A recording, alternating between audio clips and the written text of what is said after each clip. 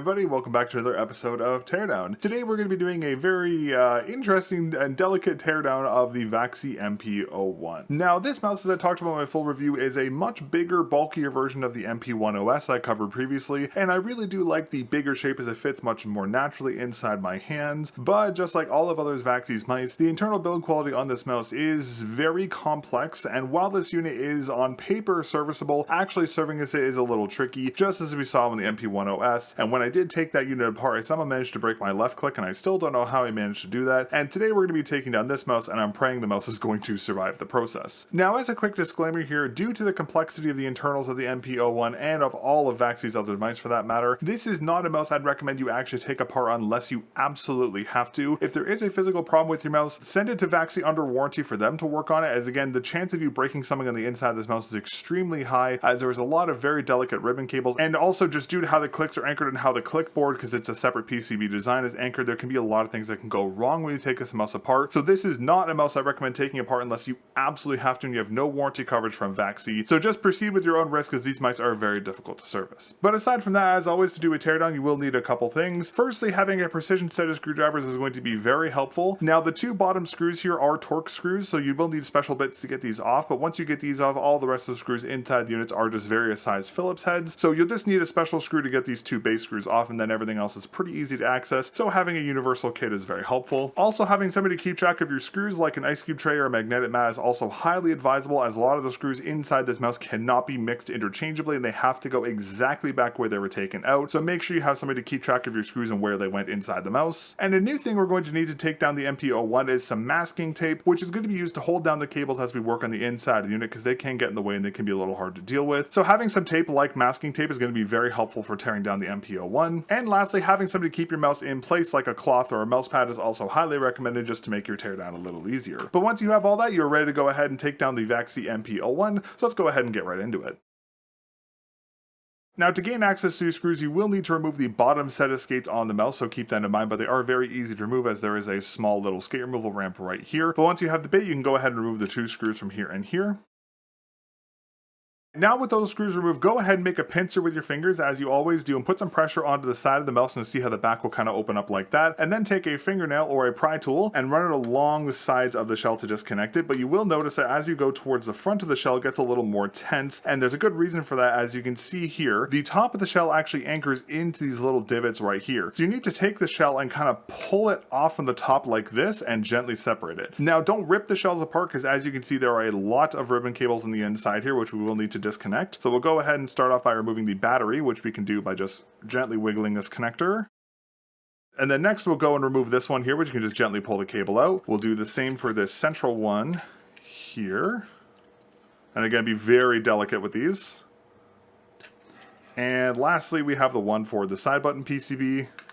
And that is how you disconnect the top and the base shells for the NP-01. Again, be very, very, very careful with the ribbon cables, because they are very fragile, so don't touch them too much unless you absolutely have to, because if you bend these or warp these, they will break. Alright, and then with that done, let's go ahead and put the base off to the side, and let's focus on the top shell next. Now this is where that masking tape is going to come into play. As you can see, all these cables are going to make this very difficult, so we have to go ahead and kind of anchor these away. So what I recommend doing is just taking some pieces of masking tape and taping these cables off to the side here. So I'm going to go ahead and take a piece here and gently tape it onto the side of the mouse, just like that. And then I'm going to do the same with this longer ribbon cable here. I'm just going to kind of anchor it into the front of the mouse as best I can, kind of like that. We'll do the same for this back ribbon cable. You can just kind of slot it into one of these little holes towards the back shell and just leave it there. Sometimes it won't stay in too well, so you may have to anchor it down a little harder. And yeah, this one's not going to be too cooperative. Okay, let's just put it into the back here. We'll just do it like that. And the battery cable, we can do the same. We'll just tape it to the side of the mouse, kind of like this. So you want to have it open like this so you can actually get to the internal screws. It's just going to make the disassembly process much easier. Now, firstly, once we get these off, we're going to go ahead and switch to a fairly standard sized Phillips head bit, just kind of sized just like this one here. And we're going to go ahead and remove a screw from here and a screw from here next. And then once these two screws are removed, if you look in the center here, you'll see there is a center screw right here. We're going to go ahead and remove that as well. Just be very careful the angle that you take it out, because you don't want to damage this ribbon cable. So just gently remove this. And then next we can remove the main click ones here. So there's one here, one here, one here, and one here. Just again, be very careful removing these.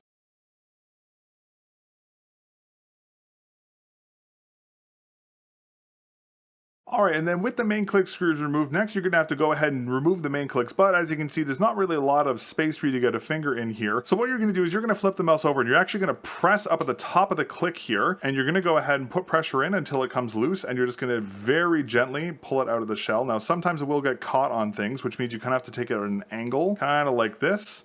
So that's one, and we'll take out the next one here. Out from the top and out at an angle, and that is how you remove the top shell main clicks. And then up at the front here with the clicks removed, we have two more stabilizer screws that are right here and here, so we'll remove those next. Alright, and then with that stabilizer removed, we can go ahead and flip the mouse back over, and now you can go ahead and remove all this tape you're using to hold down the ribbon cables, because we won't need that anymore.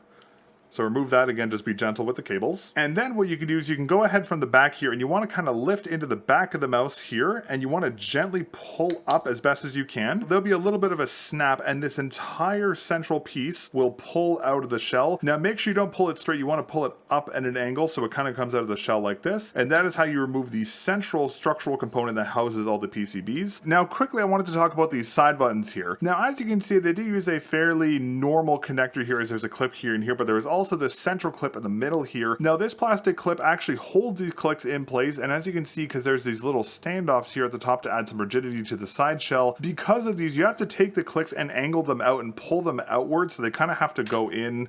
If they're like this, you have to pull them out and up like this, but this clip makes that very difficult, and it's very easy to snap this cable. And because of this, I'm not going to remove them for this teardown video, just because the chance of breaking them is extremely high. So if you want to add like a coating or paint the side buttons, I would try and do it with the shell intact, just because removing them is extremely tricky and the potential to damage them is very high. So I would leave it intact. Also on the top shell, there is a small little threader here for the LED nodes of the top of the shell here. There's a little like rubber wrapper around it. You can just leave that in place. There's no like structural aspect to that. But that's everything for the top shell, so we'll put that off to the side, and let's go ahead and talk about this middle central piece next. Now this piece here is what gives Vaxee mics their superb durability. As you can see, while the shell has a little bit of flex to it, this internal piece keeps it extremely rigid, as the shell makes contact with the sides here, which makes the mouse very, very rigid. Now this of course also houses all the split PCB designs, so we have a PCB here for the side buttons, we have one for the main click and the scroll wheel, one for the top LED indicators, and we also have of course the battery here as well. Now the first thing we're going to do is we're going to go ahead and remove the LED node for the top here, which we can do by taking the ribbon cable and pushing it in at an angle until it kind of comes loose, and you can see how it kind of pops out of the shell like that, and you can just push the PCB off just like that, and it'll come off in one solid piece. And then next we have the side button PCB here, and how we remove this is you have to take a screwdriver and thread it under the ribbon cable here and just gently pull it up and pull it out of the top shell like this, and then very gently you want to hold it over onto the side of the mouse kind of like this, and you want to remove this anchoring screw right here. And then with that removed, you can just gently grab this ribbon cable and pull straight up, and it comes off in one solid piece, which is great to see in terms of long-term serviceabilities. You just have to replace this component if one of the side switches fails. Also, one cool little thing I did notice about this internal structure actually has spots for side buttons on both sides. So if Vaxee was to make a left-handed version of the MPO, all they have to do is slide the PCB onto the opposite side, and it would just sit into its own little standoff here, so they don't have to redesign this central cage structure for a left-handed version, which is actually a pretty cool attention to detail. And then at the top of the shell, we have the PCB for the scroll wheel click, and the main clicks here, which is anchored in by two screws here and here. So we'll go ahead and remove those next. And then once that's done, you can just take the PCB, grab it by the sides, and you want to pull it up and out of the shell at an angle and pull straight out. Now in doing so, the ribbon cable might get caught in some parts of the shell, so make sure you take it out slowly. And to get around this, just gently pull down, and you can just pull the cable out of the shell just like that. And there's the main click, scroll wheel, and scroll wheel click PCB removed. We can also take out the scroll wheel by just grabbing the scroll wheel and pulling to the right here to gently pull it out of the encoder, and that can also be removed just like that. And then lastly, at the bottom here, we have the battery. Now this is a 400 milliamp hour battery, which is removable, but it is held in by a little clip, as you can kind of see it poking through the foam here. Now to remove it, you have to remove all this foam and then gently press on the bottom here with something dull, like I would probably say like the dull end of a screwdriver. It's something that's like very dull like this, and you want to push it out because there's a small little adhesive pad on the bottom. But just because I want my unit to be operational when I'm done this video, I'm going to leave it intact, but the battery is changeable. Again, sadly, due to the size constraints, you can't really put a bigger battery in here, but you can mod in a smaller battery if you wanted to. But again, this is a very small 400 milliamp hour battery, so I don't think most people are even going to want to mod it in the first place, but if you want to, the option is still there for smaller batteries. But with that, that is everything for the top shell and then the internal structural aspect here, so we'll put this off to the side for now, and now we can talk about the base shell. Alright, now the base shell is going to be pretty straightforward here. There's not really too much to go on here because again it is a split PCB board, so this is going to be pretty straightforward. In order to remove the board, all we have to do is remove a screw from here, here, here, and here.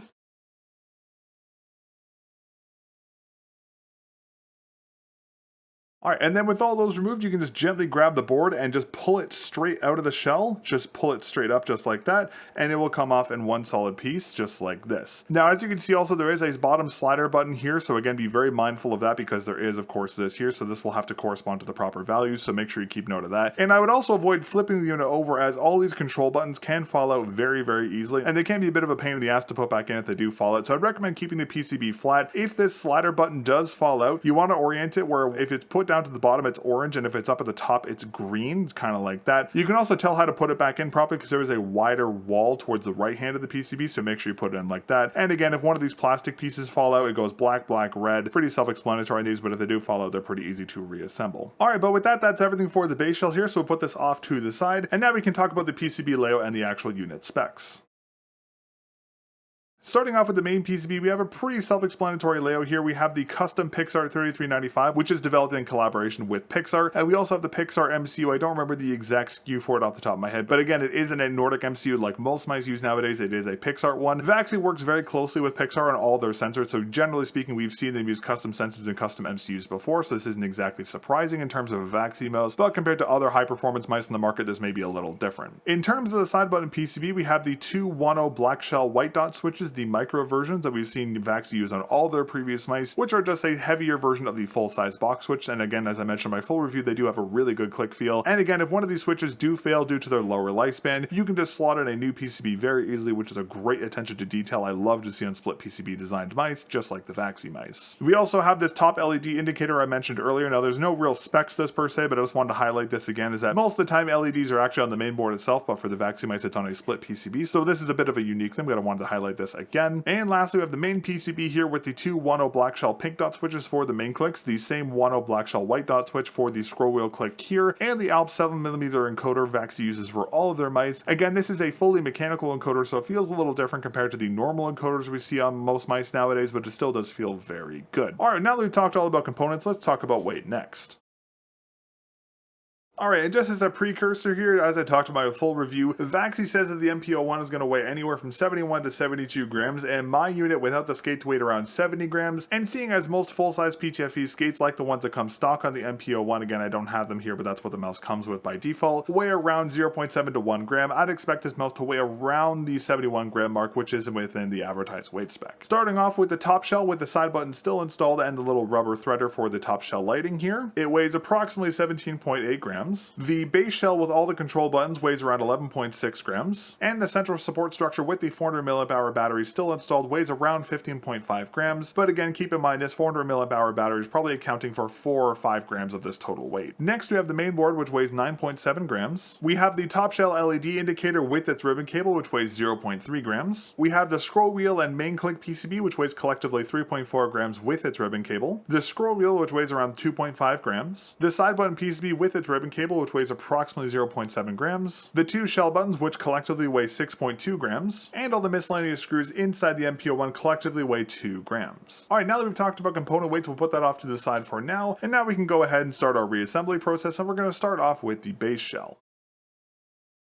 Alright, now starting off, the only real tricky part you have to worry about the base shell here is that it does have this bottom slider button here which controls the unit's on and off status. Now in default position it's going to be down towards the bottom, and you want to keep it in this position because on the bottom of the PCB here you'll see there is also a small slider switch which in the up position obviously is on, and when it's down it is off. So you want to make sure this is in the off position, and you also want to verify that the slider button here on the bottom is also in the off position. Be very, very careful about this because if this is misaligned it will break the switch, which can just break your unit outright. So be very, very careful in putting this back together. Ensure both of these are in the proper position. So double checking again, both in the bottom position. We'll go ahead and take the PCB and we're going to basically just drop it right on top of the main board, and you can see how you can kind of slot it in towards the front of the shell like this. You want to do that and just gently drop it into place. And then once the board is in place, just go ahead and put a finger on top and flip the board over and make sure that this standoff plastic is roughly even with the height of the PCB. If it's sitting like this, the board isn't sitting properly, so just make sure it's sitting flush just like that. Also, while you're checking that, flip the unit over over and just verify that your base switch still works, make sure it still actuates, and double check to make sure these bottom buttons still have an actuated feel to them. Just make sure everything's working, and once you've verified everything is functional, you can flip the unit over, and you can go ahead and put back in the anchoring screws for the main board, and they go here, here, here, and here. But again, as always, make sure not to over tension these. The moment you feel a little bit of feedback from the screw, make sure to stop screwing.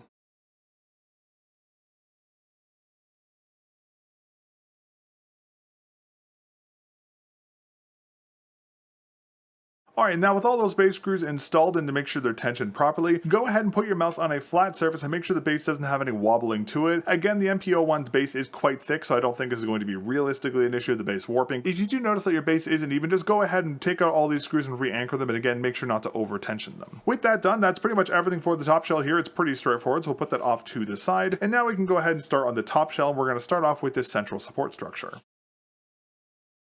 Alright, now starting off with the central support structure here, this is actually going to be a very tricky aspect to this, as this is actually what kind of got me caught on the NP-01S, as the main click PCB wasn't sitting flat, causing the main clicks to not actuate, but it turns out the reason why they weren't working is that, as you can see at the bottom there are those very, very tiny clips, and that's why this wasn't working properly. So when you receive this, you need to be very careful to make sure it actually goes in all the way, but we'll talk about that in a second. Now, another aspect you have to look out for is the scroll wheel. As you can see, it's a pretty tight fit here, and there are standoffs for the scroll wheel on the central support structure here. So because of this, you need to be very careful with how you position this, because if you put this in too far, the scroll wheel isn't going to sit on these standoffs properly. It's going to sit out of the unit. It's going to kind of angle it kind of like this. So you need to make sure it's sitting properly like this so it actually scrolls properly, and of course this board sits flat. So because of that, be very careful when you take the thin end of this scroll wheel and put it back in the hole in this encoder. So just gently line it up and put it in, and just ever so gently, I put it too far, gently press it in just like that. You want to leave a little bit of space on the side like that. And then what we can do is we can go ahead and feed this cable in through this large hole here, through the bottom like this, through the bottom, and then take the PCB and you want to very, very heavily angle it in, and you want to make sure that these little plastic clips are going over the board. So angle it in like this, and then try and push it down. Now, if it's not sitting flat, that's most likely because the scroll wheel is interfering with the placement, but I was able to do it properly, so you can verify on both sides that the clips are on top of the PCB. So again, if it's not going down, just adjust the placement of the scroll wheel, but make sure it's like this, so it should be sitting roughly like that. And again, verify that the PCB is sitting flat, and again, this is super important. By number one, checking these plastic clips are actually over the PCB, and see how these little support nubs here are roughly even with the PCB surface. You want to make sure they are even as well. But once you verify that is all sitting properly, make sure the scroll wheel still works, you can go ahead and re-anchor the two anchoring screws here and here. But again, be very careful with these. Do not over tension them, as if you over tension them, you can cause this to tilt, breaking your main click. So be very, very careful with this. Only screw them in until you feel a little bit of feedback from the screw.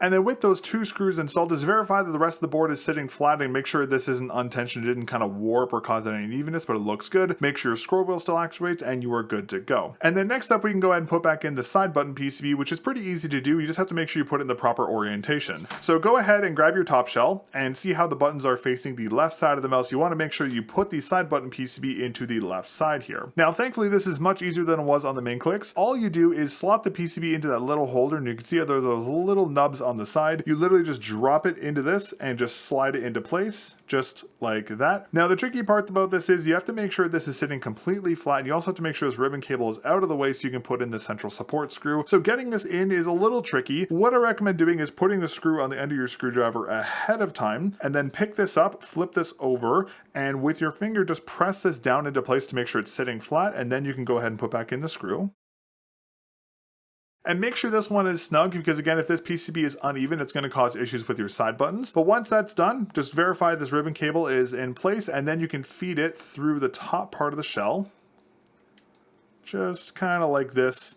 In through the top and out through the bottom, just like that. And then lastly, we have this top LED indicator for the shell. Now, normally I would say just put it in like this, as you would for most indicators, but you see how it's very loose and it comes off like this. You actually have to do it a little differently. You have to do the opposite of how you got it out of the shell by putting it in from the top and pulling it into the shell at an angle, and doing so will actually lock it into place. Now, if you put it in the wrong way, when you flip the unit over, this is actually going to fall out, but if you put it in properly, it will actually anchor itself into the top shell, which is a great little attention to detail from Vaxee, so props to them there. but that is how you re-anchor the top LED indicator. All right, and then with that, that is everything for the top shell structural components here. Let's go ahead and put this back into the shell next. Now to do this, this is where this is going to get a little spicy, so just bear with me here. So just as we did when we took this out, this has to go into the shell at an angle. It has to go in like this. So you have to put it into the shell at an angle, kind of like this, because these little standoffs here have to correspond to these little nubs up here at the top. So what you have to do is take it in and put it in kind of at an angle like this. You want to have it kind of pointing towards the top of the shell like this, and you want to just gently bend it over and it will kind of sit into place. Now it's very important. If this does not naturally click down with a little bit of pressure, do not force it down. Take it out and reseat it because you can break your mouse. So just be very careful, make sure it's positioned properly. And again, make sure you don't force it in if it's not going in properly. But if you did it properly with a little bit of pressure,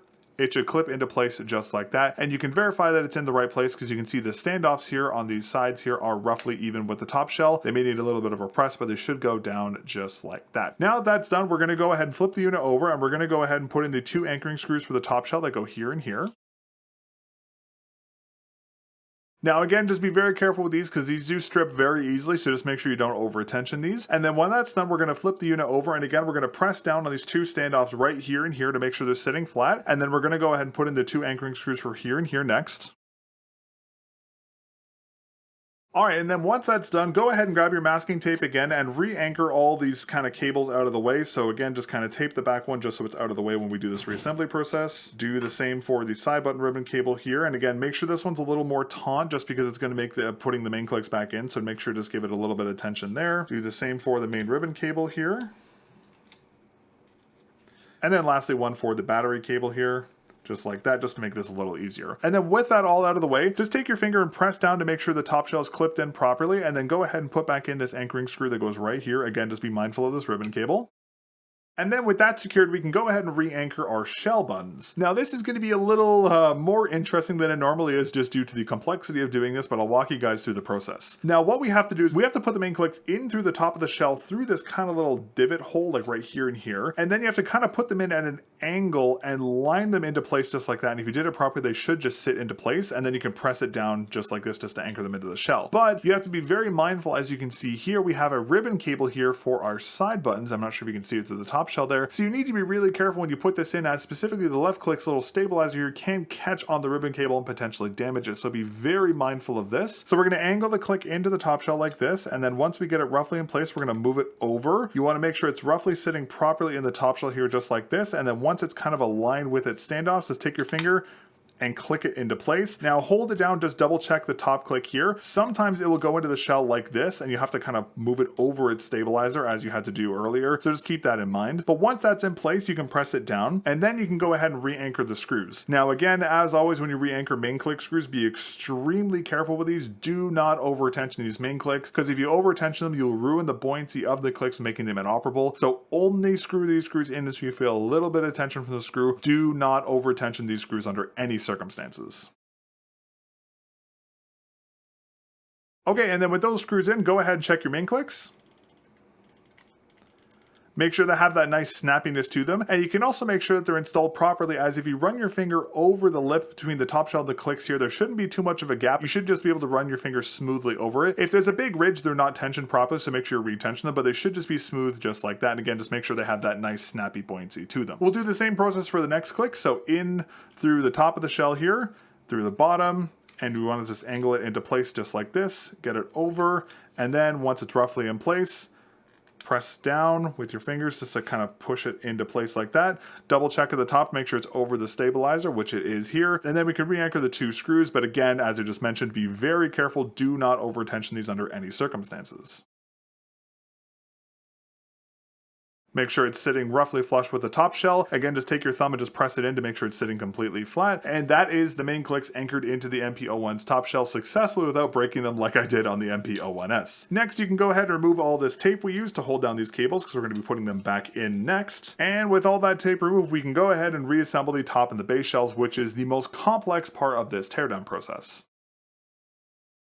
Alright, let's go ahead and put this top and bottom shell back together. Now, the important thing to note here is that all the clips here, aside from the JSD connector, which is standardized of course, are push connectors, which makes this very tricky as these cables are very delicate. You need to be very, very careful when handling them and putting them back into these connectors. Admittedly, if they were clip connectors, this might be a little bit of an easier process, but again, you'd still have to get your fingers into to clip them into place, so it'd still be kind of hard. And these connectors are technically more durable long term as it's harder for the cable to come out, which again, Vaxee's focus is more long-term durability, so I understand why they did this. It just makes it kind of hard to service the unit, but I will do my best to show you guys how to put these cables back in properly. Just bear with me because I have very big hands and this mouse is very small. Now to start off, what we're going to do is we're going to go ahead and start with this very tiny ribbon connector towards the back here that corresponds to this cable, which is the top LED header. Now this one is really hard to get in, especially if you have big hands, so I don't even think I can show you guys how to do this one, but I recommend starting with this one first as this is the hardest one to do. So I'll do my best to kind of show you guys my process for getting it in, but if I can't, I apologize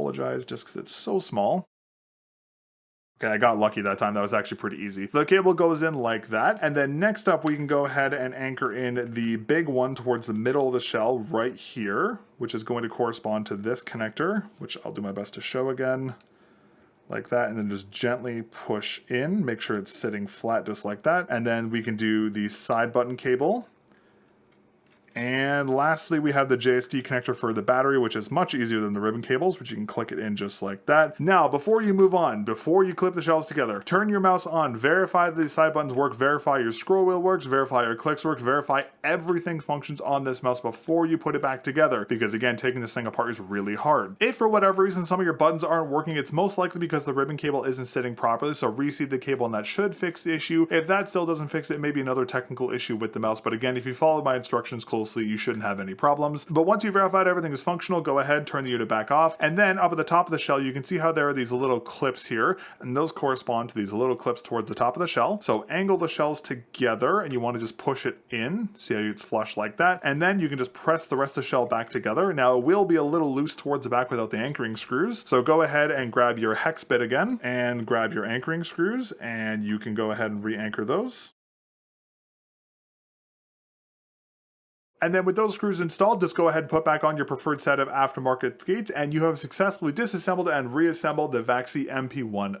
Overall, while this mouse is obviously a very complex mouse to service, it is serviceable by the user. And again, there is a lot of things you have to look out for in terms of the clips for the mainboard PCB, and of course, there's a lot of other miscellaneous aspects to this mouse you do have to be very careful with. But if you do have to repair something on this mouse, it's a lot easier to do it on a split PCB design, so it makes it very easy. So if in the future your scroll wheel fails or one of your main clicks or your side buttons fail, it's very easy just to get a new component from Vaxee and swap it in yourself. Again, a little complicated in some aspects, but fairly straightforward. And again, I'm actually really happy I did this teardown because it turns out when I did the NP-01 OS's teardown, I missed those little clips towards the top of the main clicks PCB here, so I didn't even know it was wrong this entire time. I thought I broke the mouse. I actually paused this teardown video to go put the PCB in properly on my other mouse, and I fixed it. So not only was I able to fully tear down and reassemble the NP-01 without breaking it or damage something on the inside, I was also able to revive the NP-01 OS, which is awesome because I haven't been able to use that mouse for almost a year and a half now because of the broken click. So I'm very happy I was able to fix that. And of course, I'm very happy I was able to take this mouse and put it back together in one piece. But that's going to be everything for today's episode of Teardown. Thank you very much for watching. Big thank you again to all of our channel members who make what I do here on the channel possible, with of course the in-depth reviews and the Teardown project. And speaking of in-depth reviews, if you did miss my full review, the Vaxee NP-10 4K, go ahead and check that video out. And spoiler alert, it's a really good mouse as it is with all Vaxee's mice. And I will also be covering the Vaxee Outset AX and doing a Teardown video for that mouse in a couple weeks as well. So be sure to get subscribed if you want to see those videos. And of course, if you'd like to support what I do here on the channel with the in-depth reviews and the Teardown project for mice like Vaxee's mice and all the other mice available on the market, consider using my affiliate links, which are linked down in the video description, or becoming a member here on YouTube, as you not only get to directly support my efforts with everything I do here, you also get to see new videos early before anyone else. So if you're interested in supporting what I do here on the channel, consider becoming a member or using my affiliate links. But that's going to be everything for today. Thank you very much for watching, and I'll catch you all in the next episode of Teardown.